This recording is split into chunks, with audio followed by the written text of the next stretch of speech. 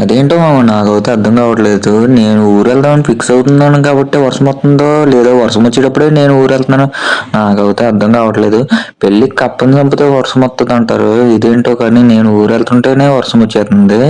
ఎలాగైతేనే మనం అయితే ఊరు వెళ్దామని ఫిక్స్ అయిపోయాం కాబట్టి అయితే రెడీగా అన్నీ ఫిక్స్ చేసుకున్నా. జాయిగా వర్షం కూడా తగ్గిపోయింది. అదేంటో 2-3 నెలలు ఊరికి దూరంగా ఉండి ఒక్కసారిగా ఊరు వెళ్తుంటే మనకి తెలియని ఫీలింగ్ ఏంటో. ఫ్లైట్ వేసుకుని వెళ్ళిపోతాం అనుకున్నాను, కానీ ఫ్లైట్ అయితే మనది కాదు కదా మామ. ఇలాంటి బిల్డింగ్లు కూడా కడదాం అనుకుంటున్నాం, కానీ అది అయితే కళ్ళలోనే కడతాం అనమాట. రియల్గా ఎప్పుడు కడతామో నాకు కూడా తెలియదు. ఎలాగైతే నేను ఇలా వ్యూ అయితే చూసుకుంటే జాయిగా అయితే వెళ్ళిపోతున్నా. నేను వెళ్తున్నట్లేదు, నా వెనకాల అన్నీ పరిగెడుతున్నట్టుంది. నాకే అలా వినిపిస్తుందా, మీకు కూడా అలాగ అనిపిస్తుందా? జర్నీ చేస్తుంటే హైవే మన వెనకాల నుంచి పరిగెడుతున్నట్టు అనిపిస్తుంది. ఎలాగవుతాను రూమ్కి అయితే వచ్చేసాను. రూమ్కి వచ్చేసి మనం అయితే లగేజ్ అయితే నిన్నే సర్దేశాను అనమాట. అన్ని ప్లానింగ్ లో ఉన్నాను, కానీ ట్రైన్ టికెట్ దగ్గర మట్టుకు ప్లానింగ్ అయితే అస్సలు లేదు. ఎందుకంటే మనం ట్రైన్ బుక్ చేసిన నెలలకు కానీ అది అయితే బుకింగ్ అవుతలేదంట. మనకు అన్ని అలా కలిసి వచ్చేస్తున్నాయి అనమాట.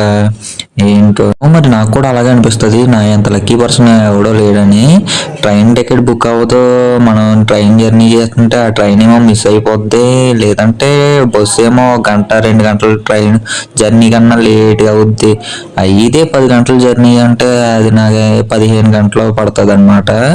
జాయిగా ఎలాగవుతూనే 2 గంటలు వెయిట్ చేసిన తర్వాత బస్సు అయితే వచ్చేసింది. బస్సు వచ్చిన దాని కంగారులో ఏ కంపార్ట్మెంట్ ఎక్కినా కూడా నాకు కూడా తెలియట్లేదు మామ. హలో హలో, బండి కొంచెం మెల్లగా. నేనేమో జెంట్స్ కంపార్ట్మెంట్ అనుకుని లేడీస్ కంపార్ట్మెంట్ ఎక్కేసాను మామ. అక్కడేమో నన్నేమో లేపేసి వెనక్కి వెళ్ళి బాబు అన్నారు. ఒక్కసారిగా వెనక్కి వెళ్ళిపోయి కూర్చున్నాను. నేను కూర్చున్నాక ఆ ట్రాఫిక్ చూస్తుంటే నాకే మతిపోయింది మామ. నాకే ఇలా జరిగిద్దా అసలనే నాకే అర్థం కాదు. మన లక్కీయెస్ట్ పర్సన్ అనమాట. ఇదిగోండి మనమే లేట్ అంటే ఇంకా ట్రాఫిక్ లో ఇంకా అస్సలు లేటు మామూలుగా ఉండదు మనతోని. మనం ఊరు వెళ్తున్నాం అంటే ఇన్ని ట్విస్టులు అన్ని మనకే జరగాలన్నమాట. ఉంటుంది మరి మనతోనే. పండిపోయిన అట్టుపండు తింటేనే పండు ఇరిగిపోయినట్టు ప్రతిదీ మనకే జరిగిద్ది మామ. ఎలా అవుతానే కింద మీద పడి అవుతే ట్రైన్ ఎక్కేసాం. ట్రైన్ ఎక్కేసి మన ఊరు అవుతే వచ్చేసాం. ఫీలే వేరు మామ. బస్ టికెట్ ఎలాగో తీసాం కదా, ట్రైన్ టికెట్ కూడా అవసరమా అన్నట్టు అయితే ఉన్నాను అనమాట. ఫస్ట్ ఆఫ్ ఆల్ అదేంటో మన పెళ్ళికి మనమే డప్పు కొట్టుకున్నట్టు మన ఊరు వెళ్తున్నట్టు మనమే చెప్పుకోవాల్సి వస్తుంది.